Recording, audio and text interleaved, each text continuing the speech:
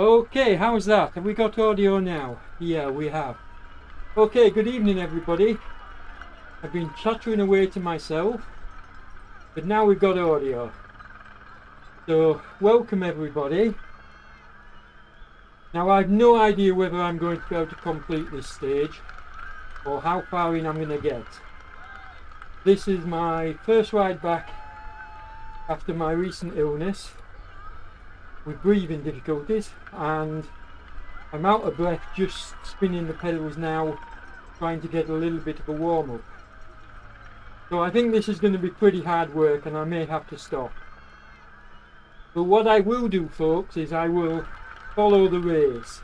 So you're not going to have to stay with me at the back of the race. You can if you want to, but in terms of coverage I'll be flicking through the field, and most of the time I'll be keeping an eye on the front, on what's happening at the front end of the race. So I will be covering it. I won't be able to do commentary. I won't have the breath for that. And I also won't be able to write comments in the comments section. No way am I going to be able to do that either. So it is what it is what you've got. At least it's going to be coverage. You're going to be able to see the race from the front end at times, well, most of the time. And I've no idea whether I'm going to get up this first hill or not. I'm going to take it steady, but my power seems to have dropped out again. Don't know why it's not working, so I might not even get started. Let's see what's happening, see if we can get that working again. This is silly. I don't know why the power isn't working. Now it is. So now that we've clicked the screen, it's actually working. So maybe that's why it's not working. I have to, yeah, I think my mouse has to be live on the screen. So I will be able to start. Nice to see the OTR jerseys, fine among them right at the front there, but I was in the gate pretty early to try and get this whole thing set up. Now I've already explained the frames per second you can see in the top left of the screen is absolutely tanking because of the amount of numbers.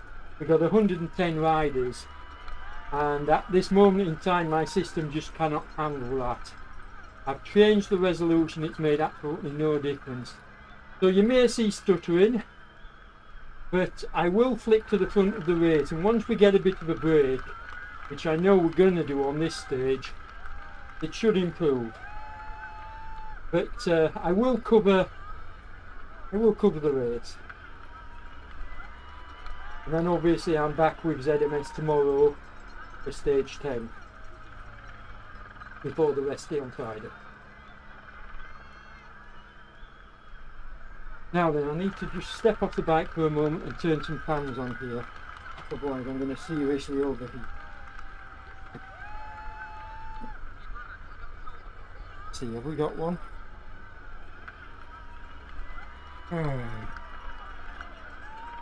Where's the control now? Oh, there. One's going to be enough. Yeah, there we go. Now my noise cancellation software probably mean you shouldn't be able to hear the fan, but I have no idea if that's working. I seem to be having problems with just about every bit of kit I've got at the moment. Okay. What about gears? Have I got any gears? Yep, that looks better.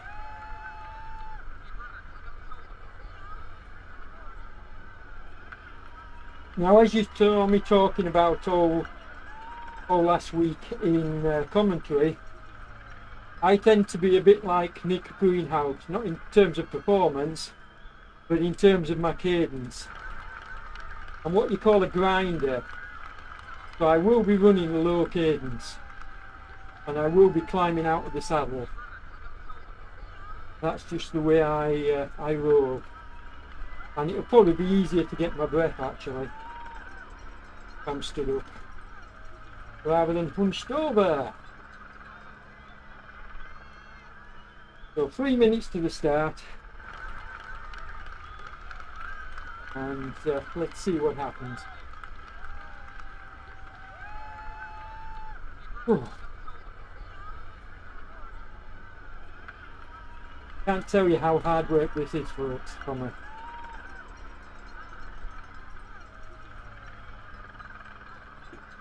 But we got some juice.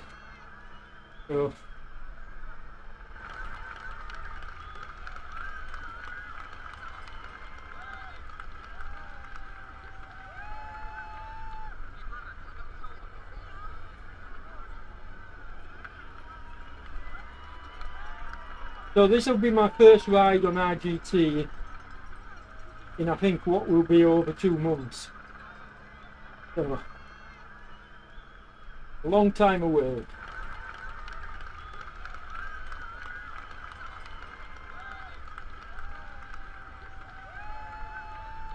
But tonight should be an exciting race. I hope you stay with it because I think we're going to see the power riders have their night tonight. And it should be interesting. Hunt are going to want to get away before we hit the downhill to the tunnel, the Channel Tunnel, which is pan flat for many kilometres. So they're going to hope the break has happened. Ready, I'm out there.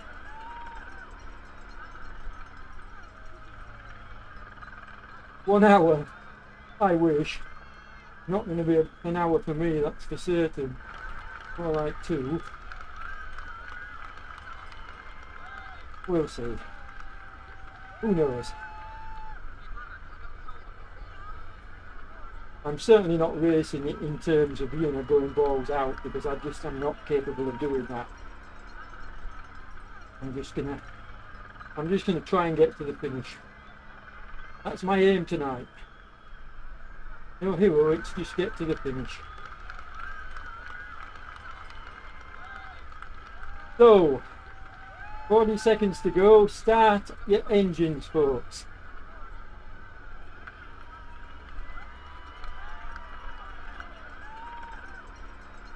And off we go. Here we go. 28.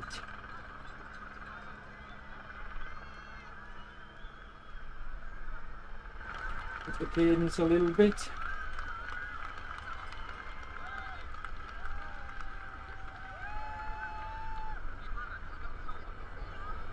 Oh, 0.8 watt kilos, yeah, okay. Actually, I don't think I've adjusted my weight. So I'm really going to struggle here. I haven't adjusted my bloody weight. Oh shit. Okay. I'm really going to struggle. I think I'm something like 200 kilograms. That's why, yeah, that would be why. I think. Okay, let's get to the front of the race then.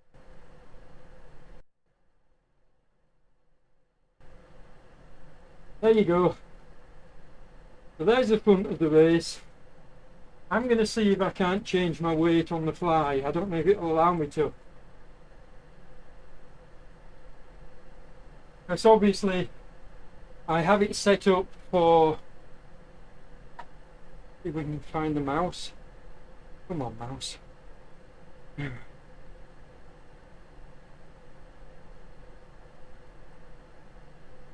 Oh, this is crazy trying to do this on the fly.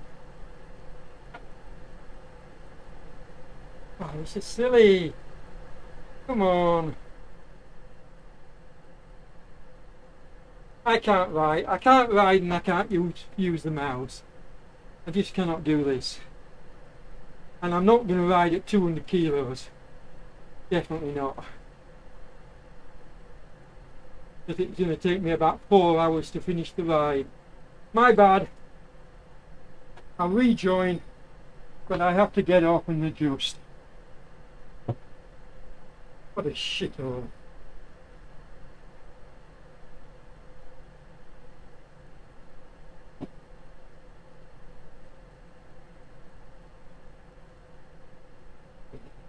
sections. Okay, where do I go to reduce my... I don't even know how to adjust the weight on the flyby.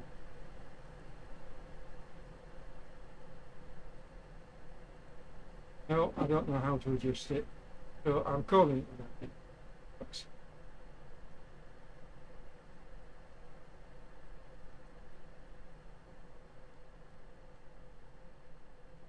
I don't know how to adjust my weight. I don't even know if I can adjust it on the fly.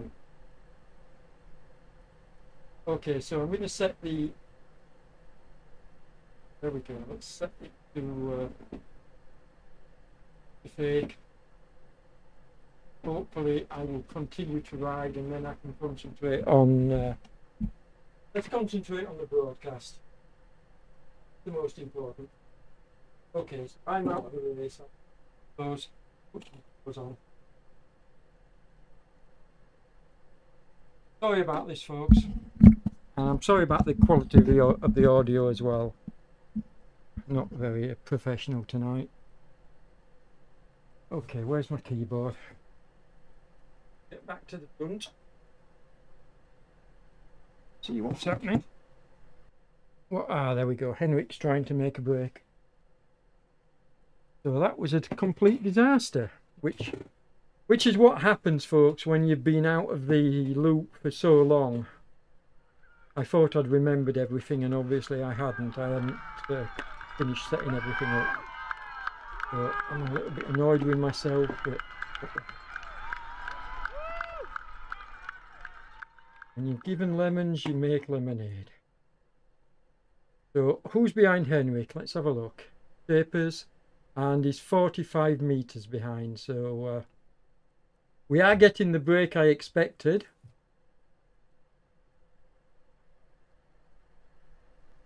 Henrik is trying to make this one count, but I do think he will be joined. I do think some of the stronger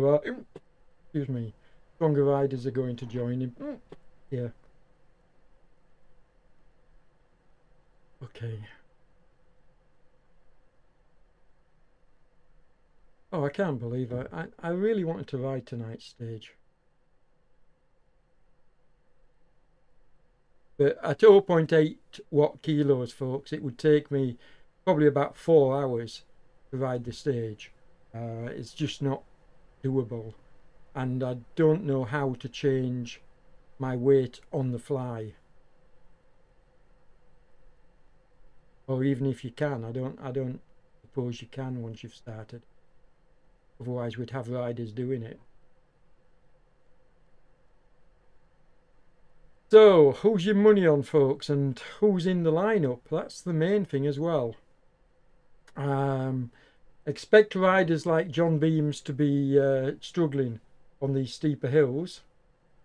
So John will try and get back to this front group, I believe, once we got these hills out of the way. But he may be pretty far back by that time. Having said that, we've not got huge gaps here. Let's work his way down the field and see what we've got.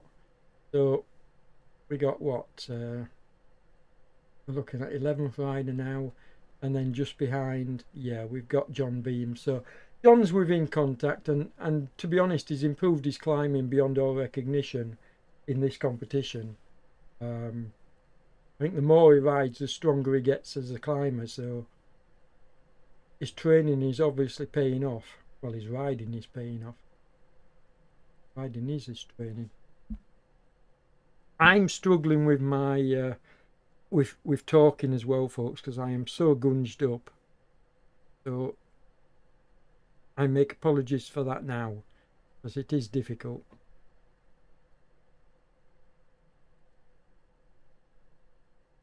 I've no idea which stage I'm going to have to ride now, though. I'm definitely going to ride one, but I don't think it'll be tomorrow's.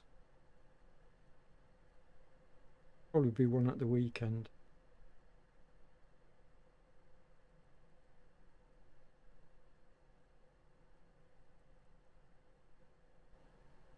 Now, one rider I haven't seen, so I assume he's ridden earlier. I haven't seen Casper in amongst this. At least I don't think so. Let's just work his way back up the order and see whether he's there at the front. I don't think he is. The Velo's there. No. So Casper may well have ridden earlier. What I'll do possibly is when we're in the tunnel during a lull in the action, I'll pull up a web page and we'll have a look and see who is in the hot seat. I've just had such a busy day with my daughter Natasha that I haven't had time. I haven't had time to properly set myself up, which is why the weight wasn't adjusted tonight. So humble apologies, folks. We work his way further down the field and you can see the riders. But let's get back to the front, because I'm sure you all want to know, is Henrik going to pull away, or are they going to... I think I did expect a break to go on these first spiky hills, but we're over the front and we've only got a 60-meter gap. So my suspicion is that will probably be closed down and we could see the group coming back together. It all depends whether the group behind are preferred, you know, let's go and have a look at the group behind. We've got this small group trying to close the gap, and they're about 50 meters in front of another group behind. So I have a feeling this may join together. And it would be, you can just see now from the graphic, they've still got a fair way to go, but we've got one more short, sharp climb before we hit the cliffs of Dover and go downhill. So I think this is not a winning break at the moment.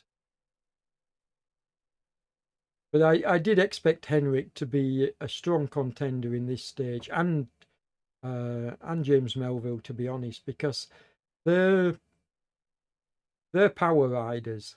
They're good climbers, but they're also, you know, good on rolling terrain as well. So classic power ride, as is John Beams actually. So if John can stay in contact, he's going to be there at the finish as well. But these riders are making a break for it. We've got two riders off the front and then another third, Feldball, joining them. Now this is normally Casper's teammate, Feldball. So it'll be interesting to see whether, well, I'm saying teammate, he's definitely his countryman. It'd be interesting to see whether he helps these two or he just sits in here. But I don't think he's going to want to pull Henrik along and help him get a fast time. I don't think that would make any sense at all. But I just don't know the tactics. I mean, as I say that, and he comes up alongside, I don't think he'll do many stints on the front. At least that would be my tactic, because what's the point if your teammate is leading on the you know, he's in front on the GC, not leading, but in front on the GC. Certainly don't want to be pulling riders along. That's just my take. Okay, let's have a look. How far back are we now? Yeah, they've pulled out a nice gap there as we get into this, I won't say flat section, but you can see it's only 2.2% of a gradient. So yeah, you can call this flat, I suppose. And the riders at the front are going to break away on that, but they're going to get caught when these riders get to the same place on the road. But they do need these riders. I'm looking at the watt kilos here, and I don't think they're working hard enough. I don't think if they can. Having said that, yeah, Henrik's putting in above threshold efforts, as is Feldball. You can see numbers going red, and none of this crew were going into the red. And I think they should be. I think they need to Having said that, look at the length of the tunnel, the flat section going through the tunnel. I mean, that should be more than enough for a group like this to work together and pull back. I would say even 500 meters is easily pulled back by a group if they work together. But that's the dynamic here. Are we going to see riders working together, or are we going to see them? And in fact, they are. They're raising the pace now. They've realised they can't afford these front riders much more of a gap. They've got 240 now. They give them too much of a gap, they're not going to catch them. So I think this group have realised that, and we saw red numbers as they try to close, and they are closing up. They are closing up the gap. So let's work his way back. We'll come back to the front because there's lots of time in which to have a look. And this is the third group on the road with Klingsgaard and Barnett and John Stevens. And this is a strong group, folks. You got some strong riders here, some of which were in the pain room, as you saw last night, including Snaver. So yeah, I think there's no reason why this small group can't join the second group and it become a much bigger chasers. But we'll see. Let's leave them for the time being and see what's happening a little bit further back. Well, Collar's in no man's land. He really should be waiting for Roy, Nield, and these lads behind. Now, Roy obviously is being caught by these lads, and they should work together. He probably took himself in. He's a smart enough rider. Took himself into this small group and ride with them. So we've got what I expected, which is lots of smaller groups on the road, and this is exactly how I saw this stage playing out. I didn't expect what we saw last night on the sprinters stage, you know, a huge group of 40 riders and 30 riders going into the finish. I do think we may well see some of these smaller groups getting back on and forming up a larger group, but it won't be anywhere near the size that we had last night. It would be nice if we did get bigger groups, though, because it would make for, excuse me, I'm really struggling, for bigger and more exciting riding. Really struggling with my let's turn that off as well. You don't need that on screen. There we go. Okay. So let's find out what's happening further back as we watch Daniel Neugebauer has been dropped off the group. He's here with Vesper and Janssens. A couple of other riders fix. So again, they'll be looking to close up the gap 140 metres to the riders in front. It could come back together once we hit the downhill and get into the tunnel. But I'm not going to pontificate on that because, to be honest, this is a very strange stage. And are some of the riders going to save themselves for the climbing stages which are coming up? I mean, how much time are they going to lose on a stage like this today? I really don't know. As we watch 3 OTR, Keith, Johnny Simmons and Peter Brook-Ravel all together here.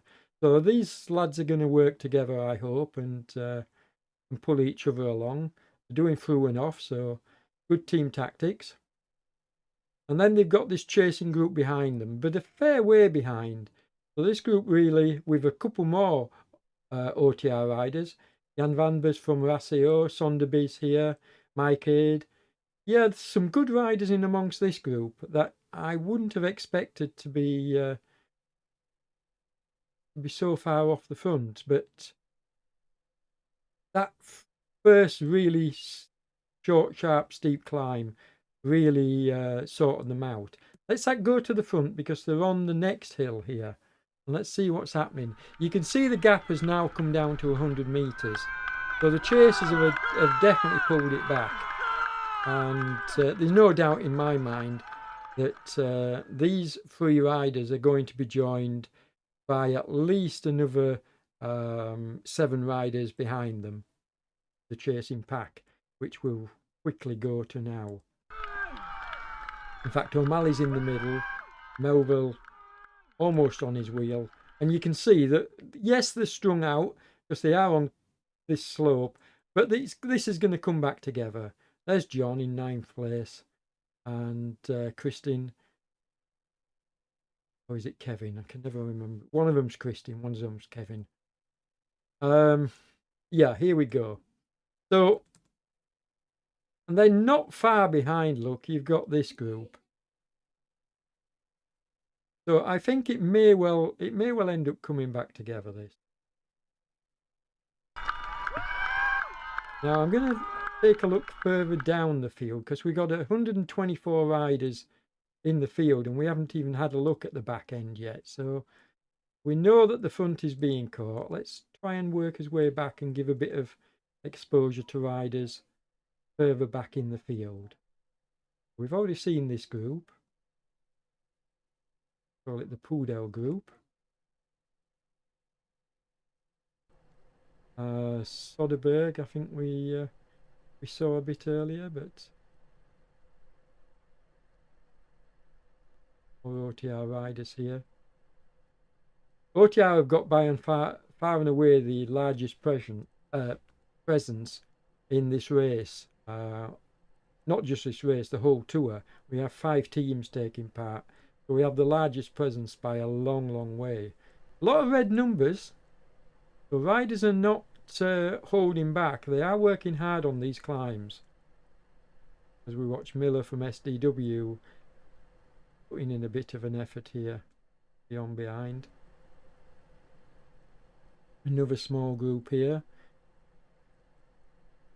Murray and Gabe from OTR.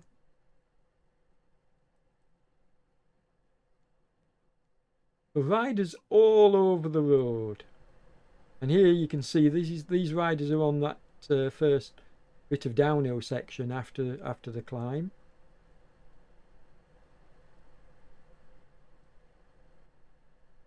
I'm working my way backwards. There's Paul Nichols. Well, Magic Road Gurus. Paul hasn't done these roads. These roads have been done by Samir's Magic Roads. So Samir is our author for these stages. I mean, I wonder how he came up with the idea of digitizing the Channel Tunnel. Who dreamt that one up? There's Holly Larson and Joe Dawes. Now they're both in the ladies' competition, fighting for places. There's Joe on the back. There's Holly. Come on, Holly, get back on the wheel. Yeah, there you go. Mr. Canoe.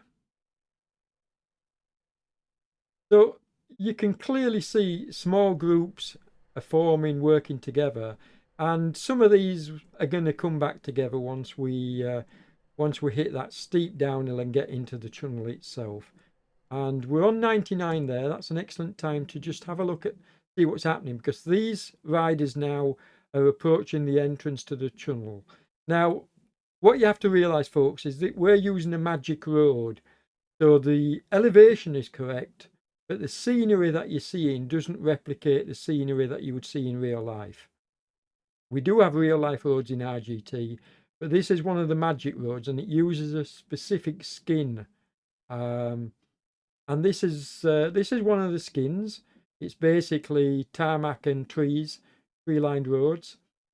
And so you're not going to see a tunnel entrance or anything. It's just a digital representation of the elevation changes. And you're going to see it very, very shortly. The slope is now pan flat, and it's going to stay pan flat now for, I would say, a good 40 kilometers maybe. So nothing much is going to happen in terms of these riders, I wouldn't have thought, other than maybe just behind them, this group are going to catch up. They've got a almost 300-meter gap, but a nice group working together. If these riders work through and off and put in a real bit of effort, there's no reason why they can't pull that back. Certainly with riders like John Beams and Lyndon in this group here. They should be able to pull this back. Where's James Oh, James Melville's with them as well. So yeah, I fully expect them, although the gap is going out, so they need to step on it. Okay, let's get back. Let's see if we can. There's me. Now, why am I not? I should be cycling. So I'm just going to try and turn the pedals and make sure that I stay in the race. I am on auto ride, but for some reason it's not working. So let me just turn the pedals. Make sure. See what happens. Is it going to? Yeah, it's there. We are. We're underway again. Now, like I say, I think 22 minutes, but I'll check the settings again. I'm pretty sure I chose. I chose to ride as a virtual. Have a look. Why is that? Why is not that working? There we go. Okay, so now I should have a look at myself. There we go. Yeah, I should now continue riding on until the end with a bit of luck. So let's get back to the front and we'll check back. I'll make sure that I don't get kicked out. I'll check back on myself a bit later on. So the pegging the gap, it was 300 meters, it's now 290, so they are pegging the gap. But what I want to do is I'm going to go back to myself because I want to move not down, I want to move forward from myself if it will let me, and it won't.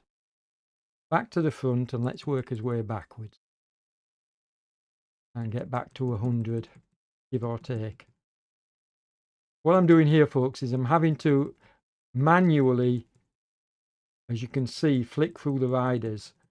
And this is the way that you choose riders, but it's a very slow process. There isn't a way. That's something which I'm hoping that eventually we will be given the ability to do, and that's click on a rider in the list, in the rider list, and go straight to that rider. At this moment in time, you can't do that. You can only use the keyboard in spectate mode, which is what I'm using here, or commentator mode. So there's the 100th rider. He's a good way behind, so he's not going to catch Clower, the rider in front, anytime soon. Never say never, as we watch Luyton as well. So I'm giving a bit of airtime here to the riders behind. There's Luyton. Who's that with? I think it's Santos, is it? Yeah, Santos and Carbo riding together. The OTR riders, Santos. There's Blackmore. Like I say, OTR have by far and away the biggest presence in this race. And the difference in speeds is because obviously I'm catching the riders at different parts on the terrain. Some are on the uphills, some are on the downhills, some are on the flat. As you can see, these riders are on the uphill now. So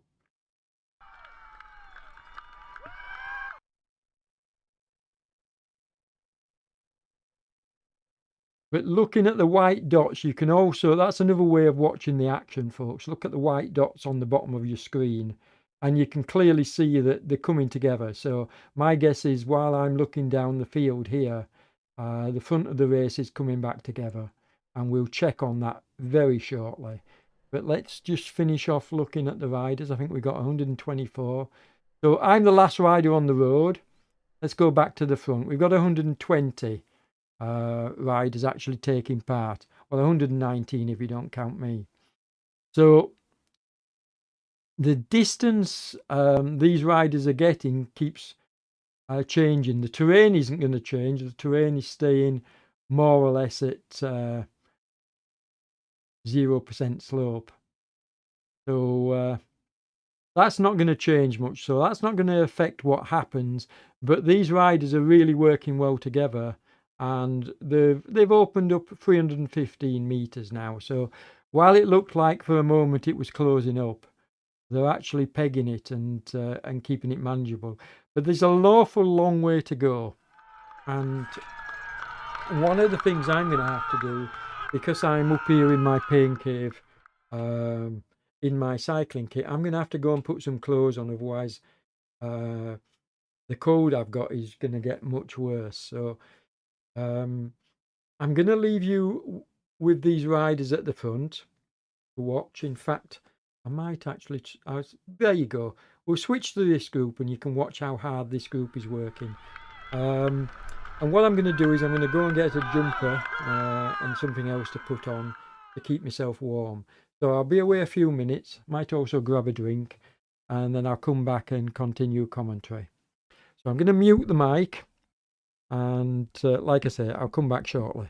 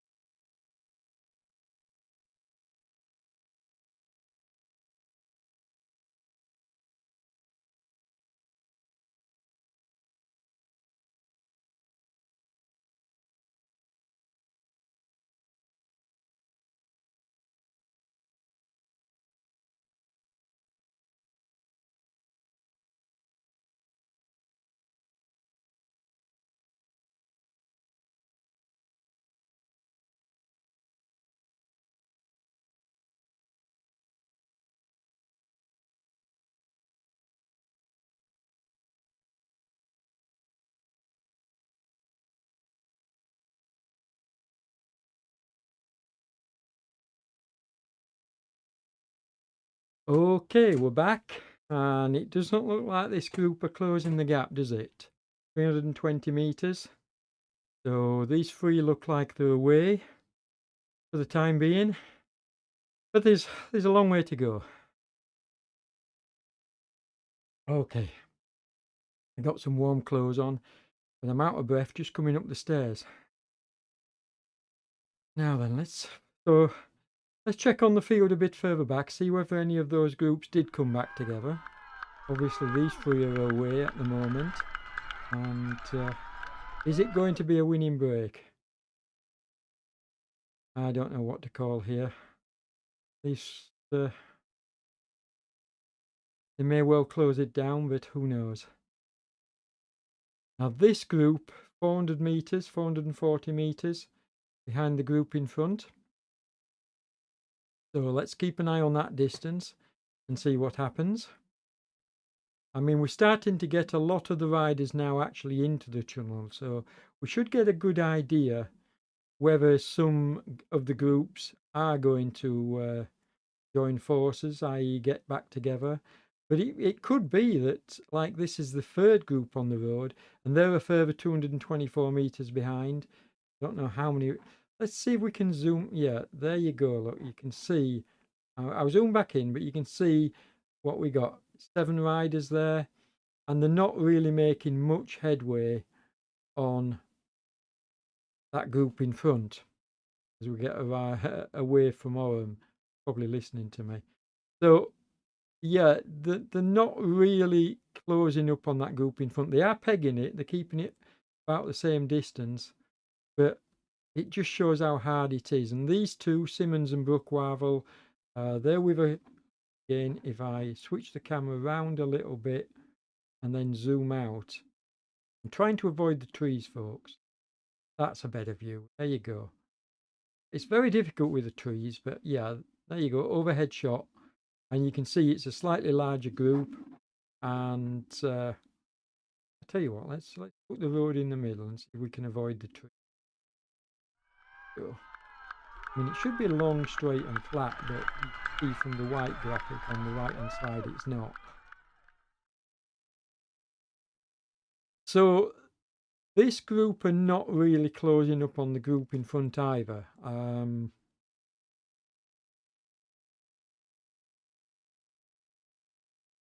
It's difficult.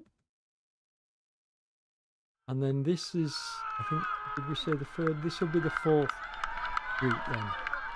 And again, 290 meters, give or take. They are actually pulling it back in. They might pull it back a little bit. We'll see. So we'll constantly flick backwards and forwards during this this tunnel thing and see what happens. See whether we do actually get some of the groups coming back together. Try and give everybody a fair shake of the tree by going through the riders a few times backwards and forwards. Everybody gets a shout out. I mean, it's nice when they have formed up with groups like this because it means they can work together. And you can see red numbers on screen already. So some of the riders are wanting to try and put in some big efforts and close up gaps, but it's a tough ask. We see Sussel in the comments saying he was going to pull. So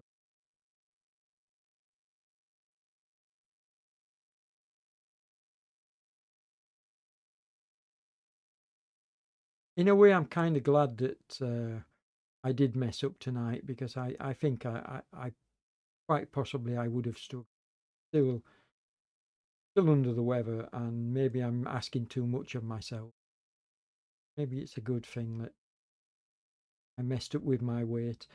Just to explain, folks, I plan on riding this stage tonight, and in fact I did start riding it, but then I noticed that I was only putting out 0.8 of a watt kilo, and the reason for that is because I adjust my weight for when I'm acting like a bot, when I use a fake trainer. And I use a fake trainer so that I can do commentary like this. But the problem I have is that I have to change my weight. I can't stay at my same weight. Otherwise, my fake trainer would fly through the field. So I increase my weight to about 200 or 150 or 200 kilos. And I'm nowhere near that. I'm only, I think I'm about 60 at the moment, to be honest. I've lost a bit of weight. So, with my illness. So, yeah, I'm about 60 at the moment. So, being 200 kilos is probably the reason why you saw 0.8 of a watt kilo when I was riding. And that's not, I wasn't able to change my weight on the fly during the race, which means that if I had continued, it would probably have taken me about 4 hours or more to do the stage. And there's no way I can do that. So I pulled out, and I might even be in a better position at the weekend to ride. I certainly won't ride the Queen stage, but I might try and ride the final stage on Sunday. But we'll see. I mean, it might be that I don't get to ride any of the stages. I'm clearly not well, so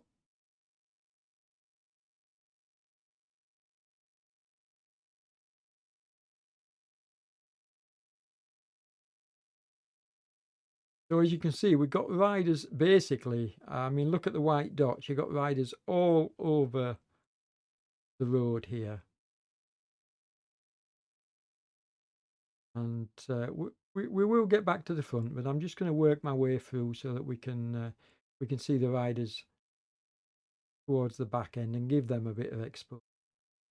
It's always nice to do. I always enjoy showing the riders at the back of the the riders at the back of the field. There's Holly Larson. Look, and did Joe Dose manage to stay with her? Let's have a look and see. Joe was riding with them. I don't see her in this group, so maybe Joe is in now. Yeah, there we are. Joe's got dropped off. She's riding with Bolt here, and this is a clever tactic. Get stuck on the wheel and get a bit of drafting. Always nice when you can do that. They may be joined by these free riders. They might close up the gap. Then we've got this group a little bit further behind. So you can see that there's a lot of mini groups on the road, and I'll be honest, that's perfectly what I expected on this stage. I did expect the Cliffs of Dover, which is the red sections that you saw at the start of the race. I did expect that part of the race to break things up and split riders into different groups, and that's exactly what happened. And I think both James and Samir, who did this course, that's what they were expecting. When James said it was brutal, this is what he meant. It would split the riders up into groups, and that's effectively what we've seen. And in fact, if we go back, which I'm going to do very soon, to the front of the race, you can clearly see that's how we've managed to get a breakaway of the free riders up front. Now, it'll be interesting when I do return to them to see whether they were about 320 metres, whether they've grown that. And that's one of the reasons why I'm working my way slowly down the field, because I don't want to return to the front too early and spoil the fun. What I want to do is go all the way to the back of the field. And then when we return to the front, we should see a difference in the distance. And there I am, as you can see, I'm on the virtual trainer. So yeah, the gap has now grown. So, and because it's growing and not coming down, I think I can safely say that the group behind are not going to close up. Now, we may see the odd rider, we may see Linden or John Beams or even Shapers, Savello, etc. We may see a couple of them. I mean, James Melville's there pushing out big watts. We may see a couple of the riders behind say, oh, I'm fed up of riding with this group. I'm going to push on and see if I can't jump over to the group in front. And that's a valid tactic, but you have to have, you have to be feeling really good to do that. And with the mountain stages coming up, all right, we've got a rest day on Friday, but is it something they want to do? I don't know.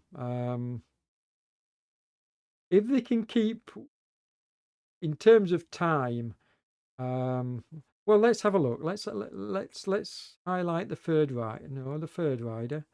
So here we're highlighting the third rider, and he's 42.11. And then what we got? John Beams on the front is 42. Let's do that again. Oops. Looking, I'm doing this wrong, aren't I?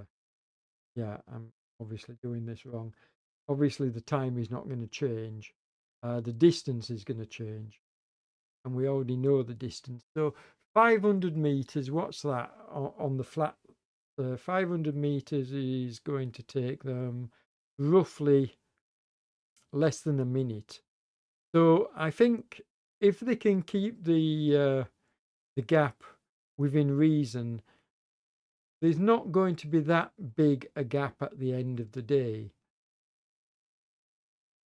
Although a minute would be pretty serious. If John Beams loses a minute here, that's going to be pretty serious. That's going to take some pulling back. So my guess is he's going to want to try and close up.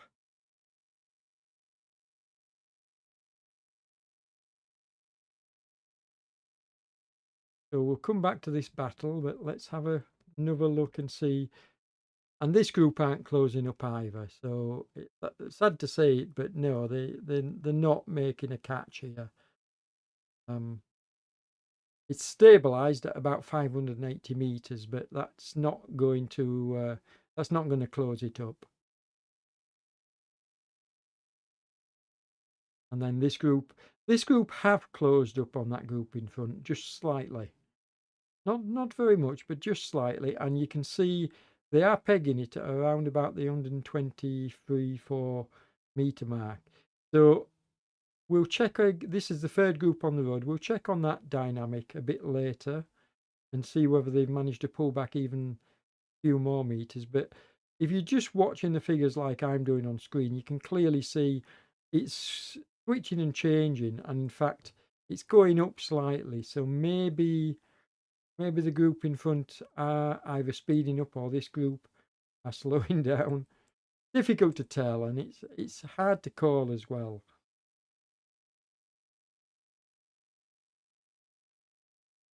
Williamson maybe thinks this group aren't putting in enough effort, so he's gone off the front, or maybe this group are working harder and catching him. But anyway, they're 350 meters off that third group on the road. So this is fourth small group on the road. And as I say, again, 340 meters, they're pegging it. So difficult to commentate on when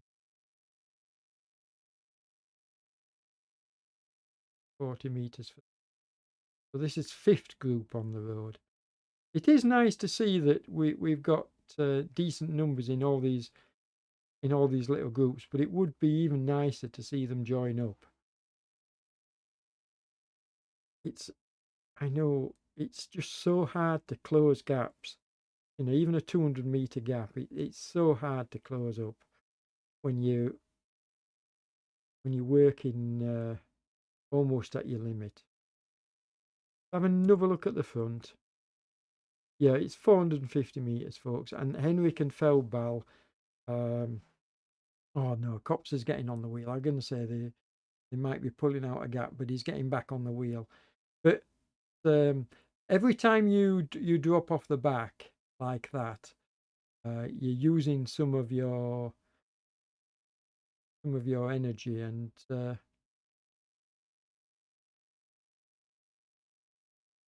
can possibly pay for it later on in the stage. But Feldball looks strong. Henrik's taking a bit of a breather, which is really sensible. He'll be wanting to win this stage. Of that, there's no doubt. And he'll be wanting to stay away. You can see John just go to him. John here trying to pull this group along. 4.9 watt kilos, 5 watt kilos. So John is really working hard, and he's hoping that the others will really try and put in a bit of an effort here. But the truth is the gap is growing. And so this group really need to push into into the red if they want to close the gap. They can't just afford to keep it steady. Staying steady, 5 watt kilos is not steady, but the man on the front really needs to be pushing above watt kilo, above threshold rather, to lift the pace, and then they need to take turns doing that. Do a strong pull on the front, then drop back into the group, let somebody else have a turn, do another strong pull on the front. They're not really working well together, this group. Really aren't. They're working more as individuals as opposed to, they should be doing through and off. They should be forming like a chain gang. And if they did that, I'm pretty convinced they could catch that group in front. But riders have got their own motives, and some of them are wanting to work, some of them are not. I mean, the strange thing is that we've got peddlers here. We've got Rassio Racing. You would have thought they would, and Poco. You would have thought they'd want to work, but they're not working as a cohesive unit, and that's why the gap has now grown to 500 meters. And I think I can say it's not going to come back. Really aren't. They aren't a cohesive unit. Whereas these riders up the front, they are working well together. Look, they're doing through and off. They're taking turns to push the pace. I mean, Henrik, he's working hard on the front here, doing his turn. Then he gets, look, he's going above watt kilo there, above threshold. So working really hard, the guy on the front, and then he takes a breather and lets one of the other ones push on the front. But they're keeping the pace high, and the riders behind need to do the same. They need to work really well through and off. And sadly, as we watch Melville on the front, not happening here. Yes, riders are coming through, but they're not working it like a chain.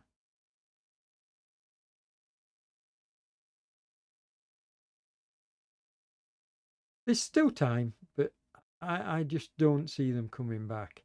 Now, this group as well, I'm not saying they aren't. They seem to be working a little bit better than the group behind, actually. But they're not closing. I think the group in front of that a little bit stronger. Gavash and Barnett, though, are very strong riders, but they're not closing this gap. Pegged at 540 meters. It's not coming down. Not close. Let's work his way a little bit further back and see what's happening further back. We watch a couple of riders here. Rowbottom, Rocket Roy Nield, a couple of other riders working together. 220 meters. I think it was about that the last time we looked, so I don't think these riders are necessarily closing the gap either.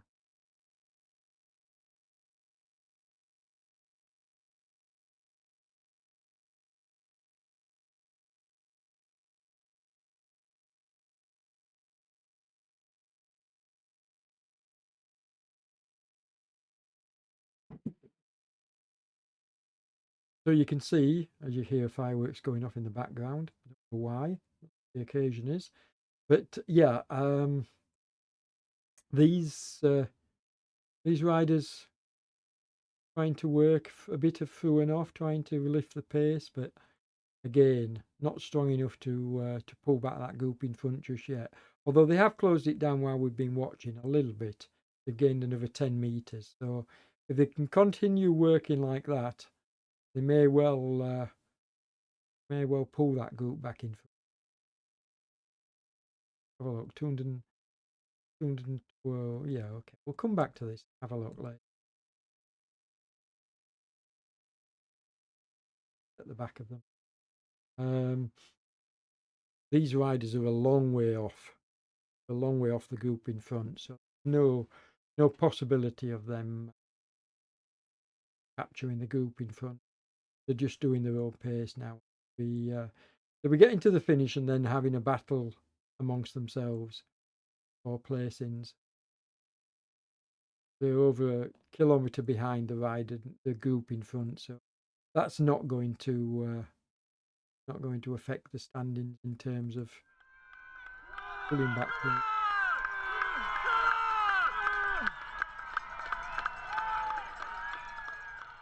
Lots and lots of groups on.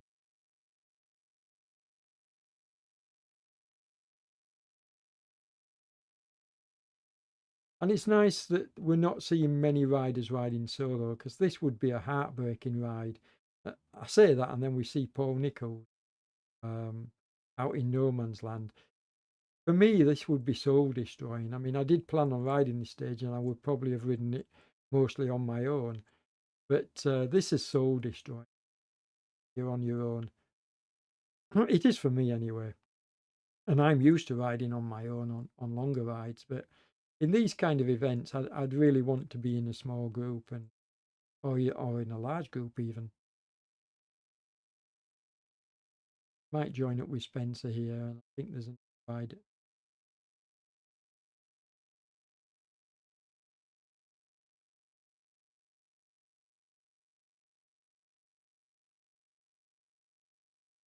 Larson.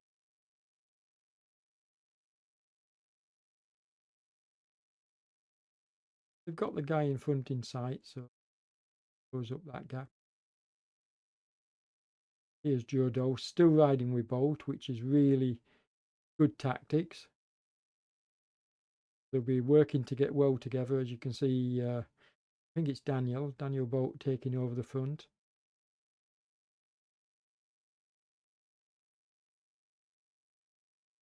Flower. And he's in no man's land.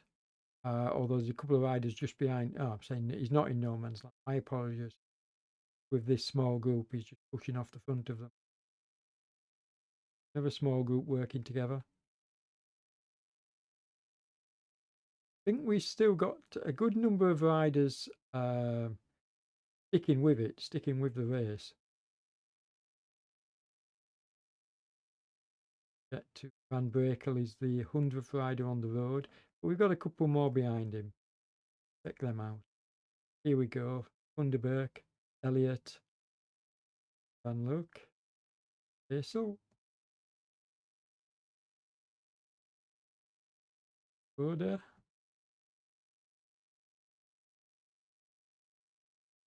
Belgium's riding together, and two teammates. Look at the jerseys. Obviously helping each other. Nice to see. Persky, Polish rider, and then there I am, absolutely flying. I don't think so. Okay, so what we got?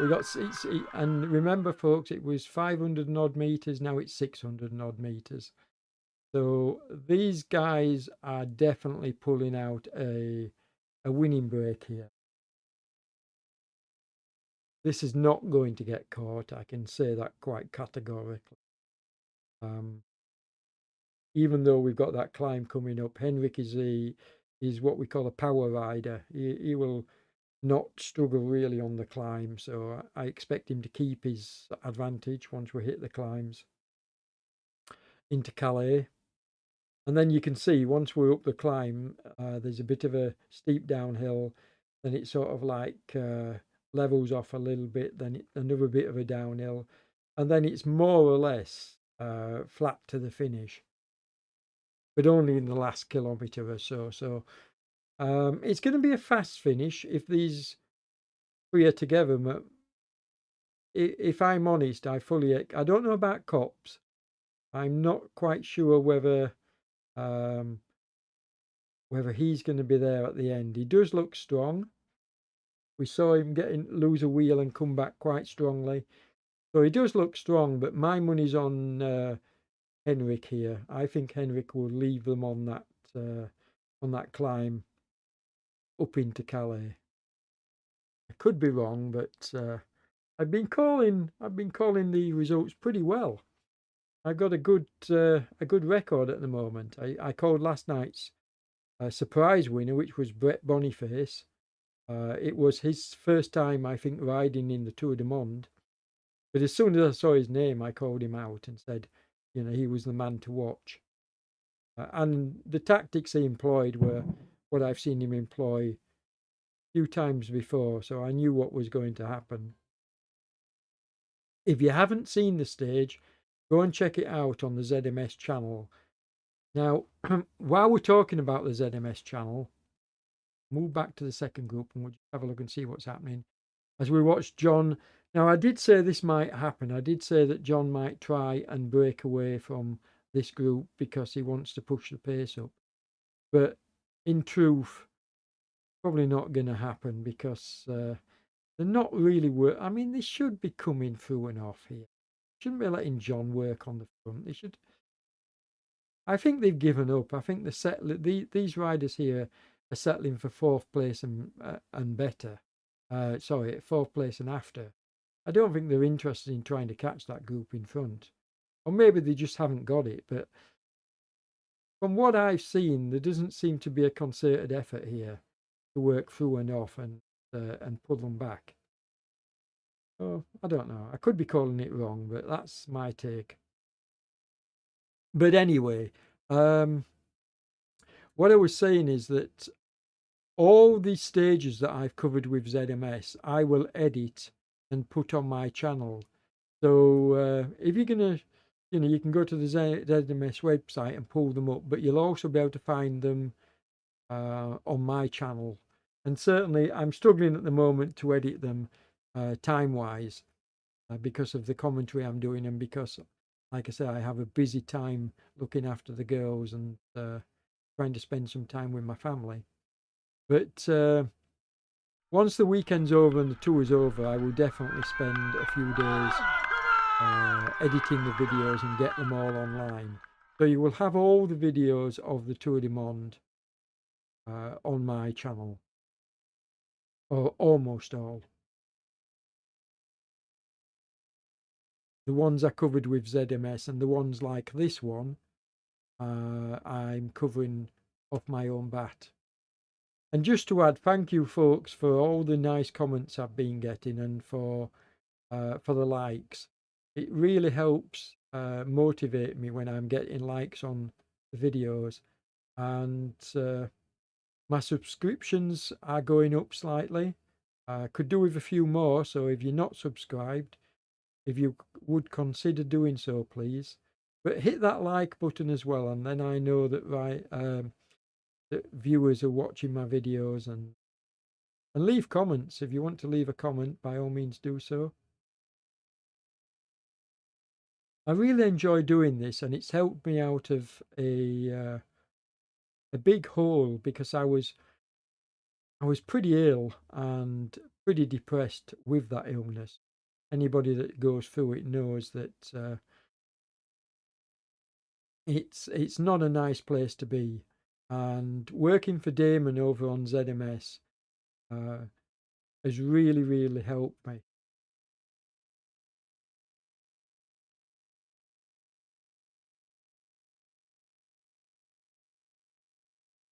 So let's go back at the front and see. It's now gone up to almost 700 meters. So these riders are actually speeding up, and the riders behind are not really cohesive enough and working well enough together. I mean, John is really trying, but he's not getting an awful lot of help from the other riders. And maybe that's just the tactic. Can't really.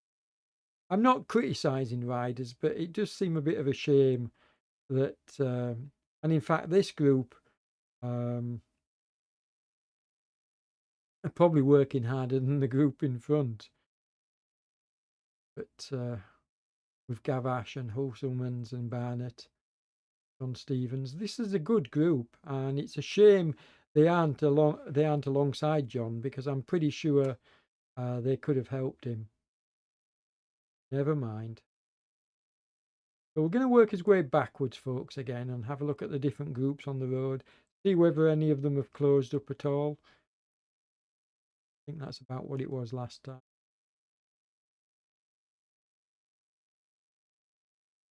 It's going to be interesting coming into the finish, because the nice thing about getting small groups like this, and lots of them, is we're going to get lots of battles for places towards the finish.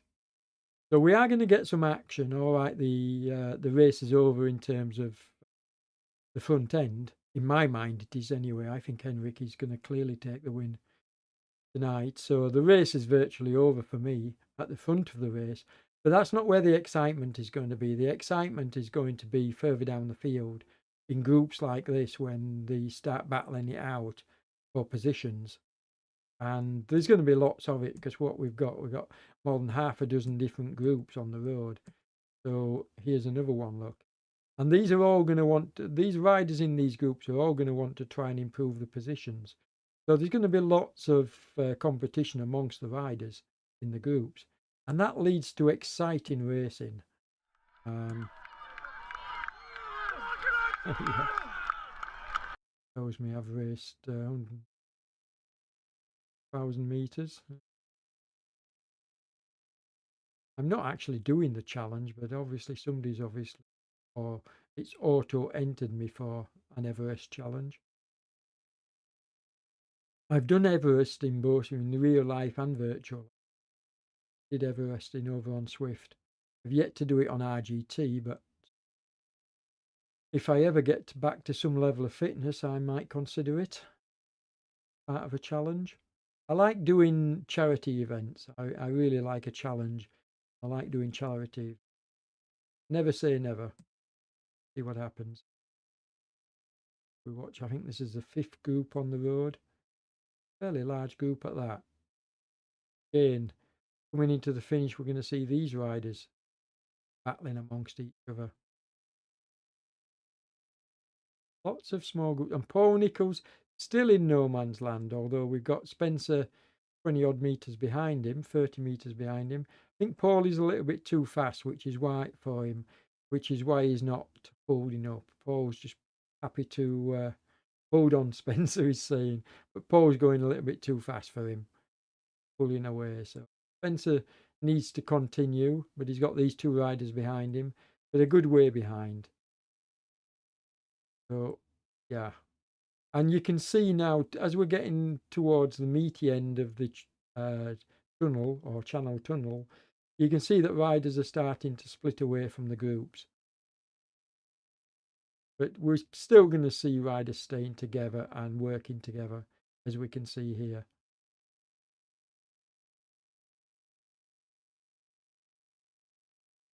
There's a Holly Larson. He's doing well on the overall, is Holly, along with Joe Dose and Wendy Wonder Wheels is still leading the ladies, I believe. As we watch, let's just see if I can switch the camera. There we go. The camera just a little bit so look behind them, the overhead shot. Mike Wareham, Moon Riders, along with his teammate Shudabir.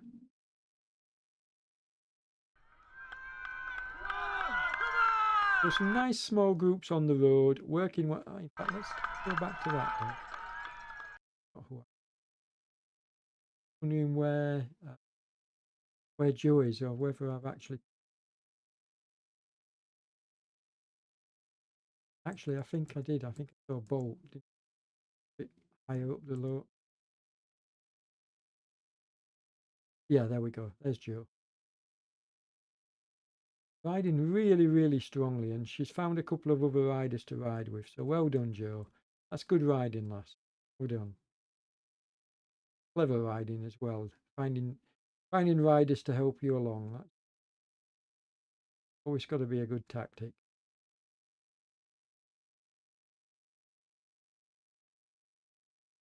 2 OTR riders from America, Elliott and Funderburg, helping each other. And I think these 2 have ridden a lot of this course today together, so well done. These 2 were riding together earlier, if you noticed, 2 teammates, both Belgians. So yeah, they're helping each other as well. I like to see this. I like to see riders helping each. And there I am at the back, folks. Now up at the front, almost 700 meters. So they pegged it at 690 meters, but you know, when I say pegged it, that's not going to help much. as we start to approach this climbing. And I actually think you're going to see the gap increasing as we, I mean, not initially because they'll be on the climb. The riders behind won't be on the climb. They'll still be on the flat. So they are going to close up. But then when the riders behind hit the climb, these riders will again pull out the distance. So expect it to come down quite significantly once we do hit the climb proper. Not on this is the transitions. In fact, it's not even that at the moment. We're still showing 0%. Now the two riders I pegged for being the strongest in this group, Kops and Mard, are both pulling away from Feldbau. Although Feldbau's within striking distance, we may see him come back to them.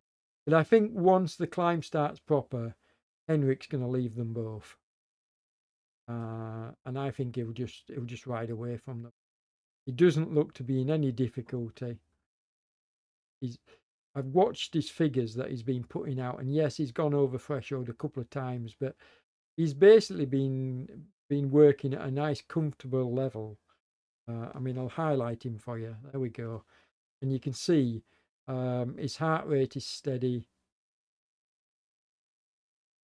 You know, he's not putting out big power at the moment, but it's his heart rate. If you watch his heart rate, you can see, yeah, he's nice and comfortable.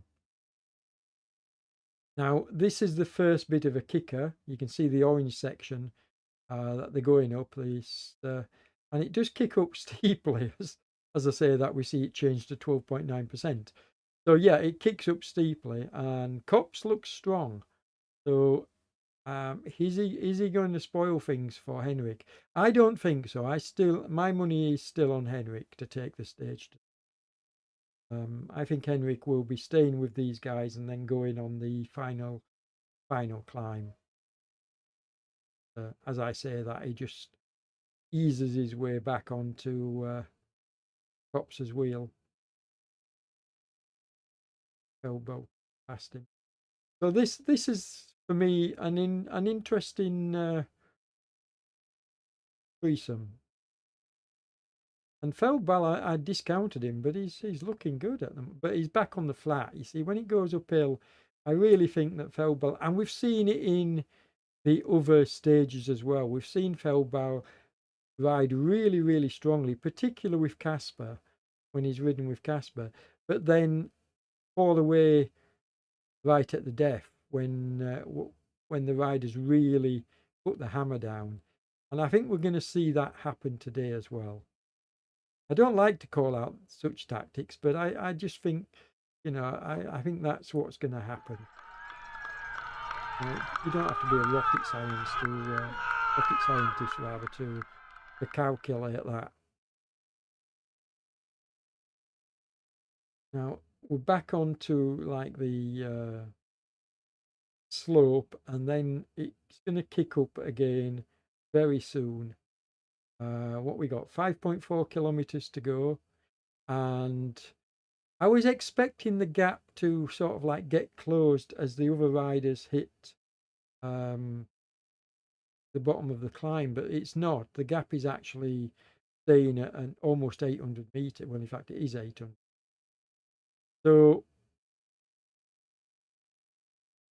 not really crashing each other here, but they're doing just enough to pull away. Now, I wonder whether the riders behind are sort of like letting them go and thinking, okay, we've got some tough stages coming up. I'm not going to kill myself and just try and limit the losses. I don't know. It's hard to know what's in the minds of riders. Anyway, let's just have a look and see what's happening with this group behind. They're all together. So we've still got these riders, not all. Go look. So what we got? We got 6 of them all together here.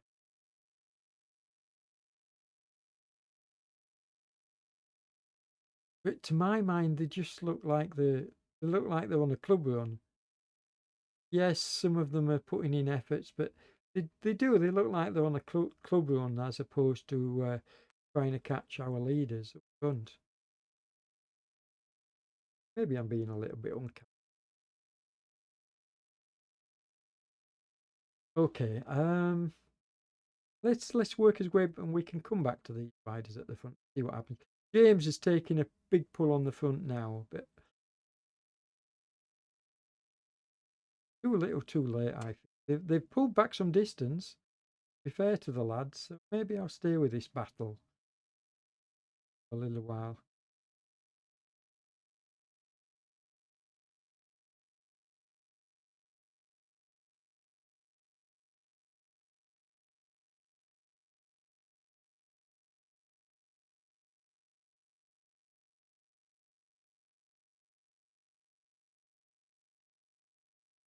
Yep, they've pulled it back. So they are cutting the distance, which they really need to do, because if they allow it to go to out, to 700, 800, 900 meters, you're looking at maybe a couple of minutes, losing a couple of minutes on GC.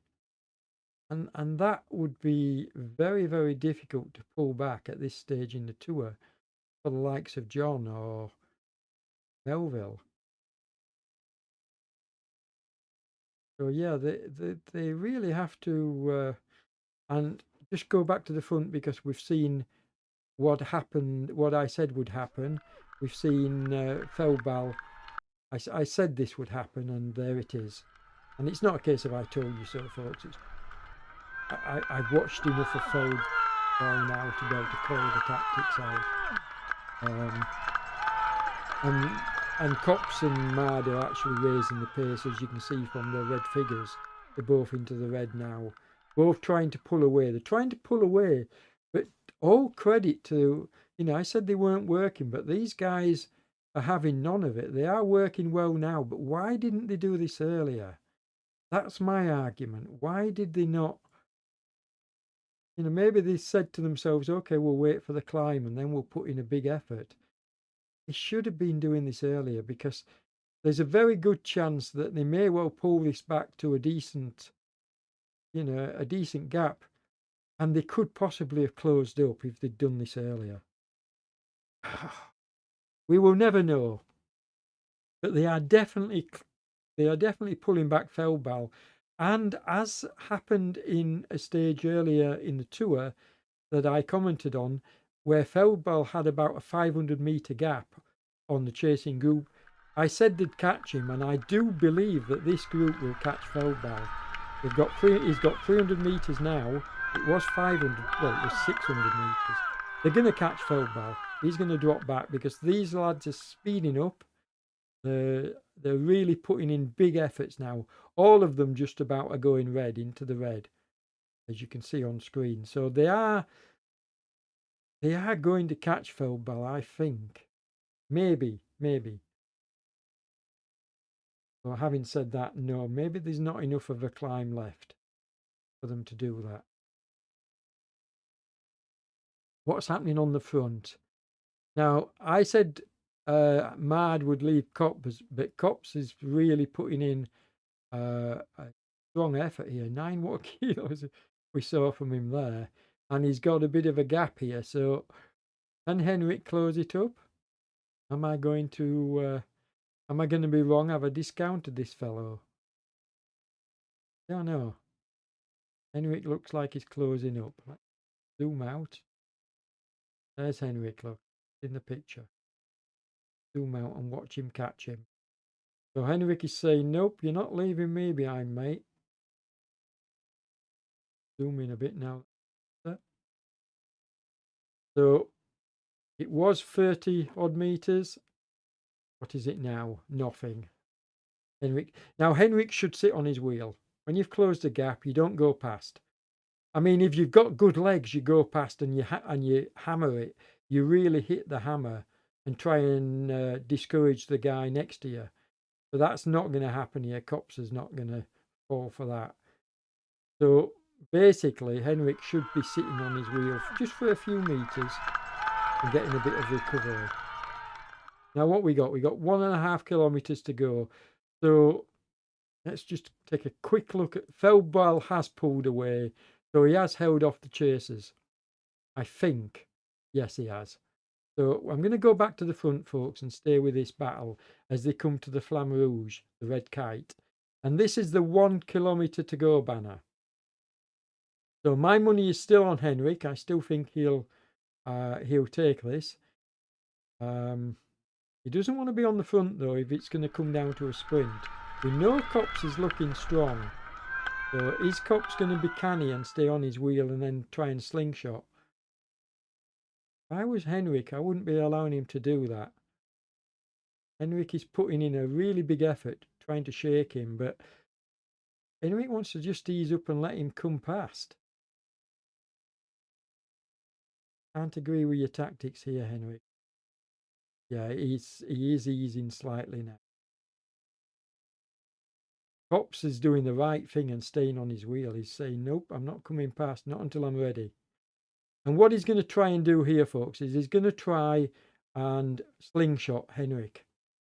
He's in the perfect position to do so. He's putting in a bit of effort here, Henrik is. Henrik's allowed him to come past. Or has he? No. This could go either way. I'm a little bit concerned that Henrik is leading it out, and that Kops will fly past him like that. Now, can Henrik get on his wheel and slingshot? I don't think so. I think Kops has got this. Kops has got this. There he goes.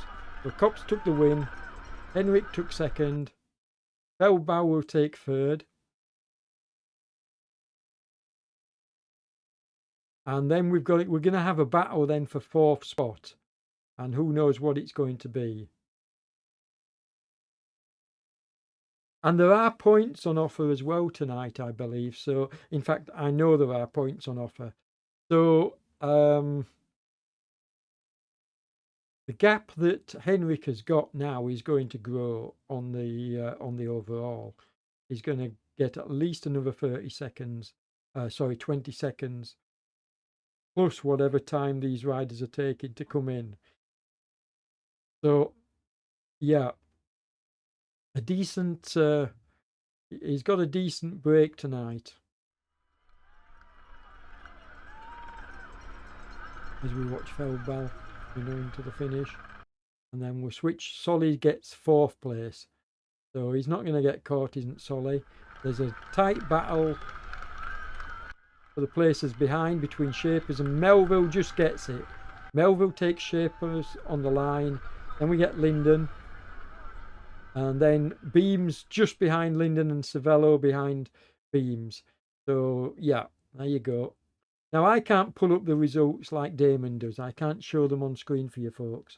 So, what I suggest you do is nip along to the RGT DB website and have a look at the results live on there.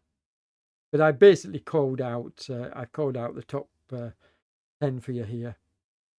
And we're going to watch a few more of the riders coming in.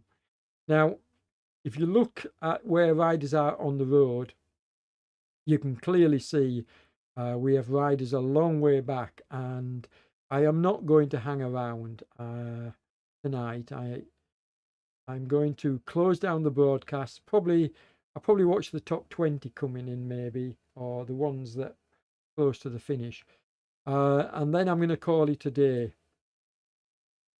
And I apologise to the riders at the back once again, but I put in an awful lot of work with these streams, and I do need to spend some time with my family and get something to eat as well. So Klingsgard just got Sneva. I missed a couple of riders coming over there because they're all together. Gavash got it from Versik, and Rocket Roy kneeled. Rocket Roy coming over the line. No Colour is coming over the line with Isafor just behind him. I'm flicking backwards and forwards to try and get riders coming over the line. Whoa, Vespa just gets him on the line. Jansen's behind. Rowbottom. Phillips. I can't flick down fast enough when the large group folks. Daniel Neugebauer coming in.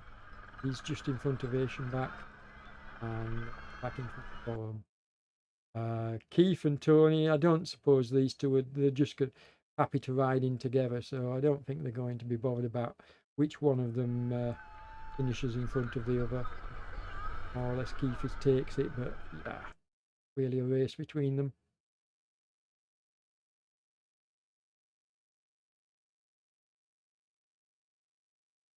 This group. So, who's your money on out of these four riders?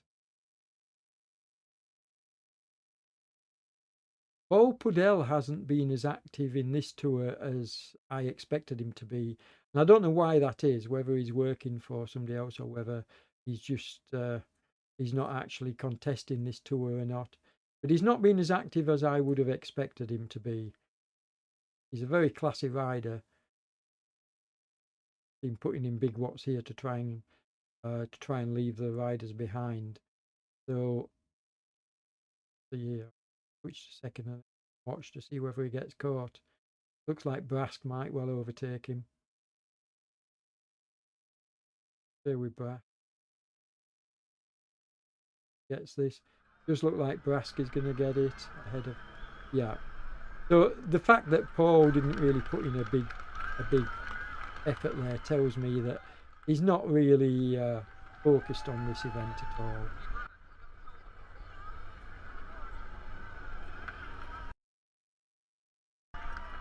Over the line, and then Matau here. Vanber's behind him. They could end up fighting it out together. Free-hour rider and Rasio races, or they could just come in like they are.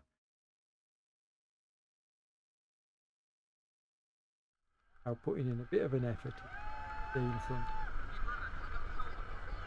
letting him have it. So he's probably worked well together on the road. Watch these three riders. So, and Williamson just takes it through there.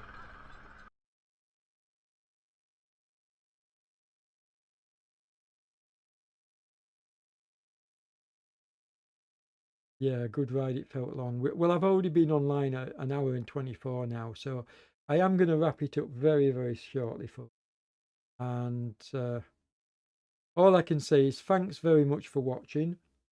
For those of you that are still with me, I'm sorry I didn't get to ride the stage. But if you go back to the front of the video, you'll find out why. And I'm going to try and maybe take part in one of the other stages, but I'm running out of stages now, so it might not happen. The most important thing is I'll be back tomorrow with ZMS and Damon's stream, doing full commentary, and I look forward to chatting with you then. It's the lunchtime slot I'm covering, so 12 o'clock GMT tomorrow. I'll be back in the hot seat, and that's going to be a long stage as well, so no doubt I will hang around as long as I can. So that's it for tonight, folks. We're going to watch Baruch coming in here, maybe Sanderson and a couple of others, and then here comes Weston. And we'll watch Robin Sanderson coming in. There's Robin. And then Baggy. And Soderberg. We'll just watch Soderberg. Yeah, maybe Harvest as well. And then I'm going to shut it down. I could be here all night if I continue. And I do apologise, folks. So we'll get the first 50 riders in. And I apologise to the riders further down the order. But please realise I do a lot of work for RGT, and I do have to spend some time both eating and drinking and spending time with my family. I haven't had my tea yet. Looking forward to that. So here comes Soderberg, OTR, my teammate. And then we're going to watch Harris coming in, and I'm going to switch over to the thanks for watching screen, and we'll end the broadcast there. Now, please hit the like button, and if you're not a subscriber, consider subscribing. Don't forget that you can find other Tour du Monde videos on my channel, and eventually all the Tour du Monde stages will be up on the channel. I haven't managed to do much editing yet, but I will be putting them all up on the channel, apart from the ones obviously that are already on there live, and there are quite a few. So get yourself along to my channel and give me a like.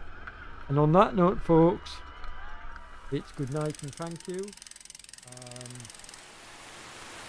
I hope you've enjoyed the broadcast. Thanks for watching. Stay safe, everybody, and we'll catch you tomorrow, 12 o'clock GMT, 1300 CET. Bye for now.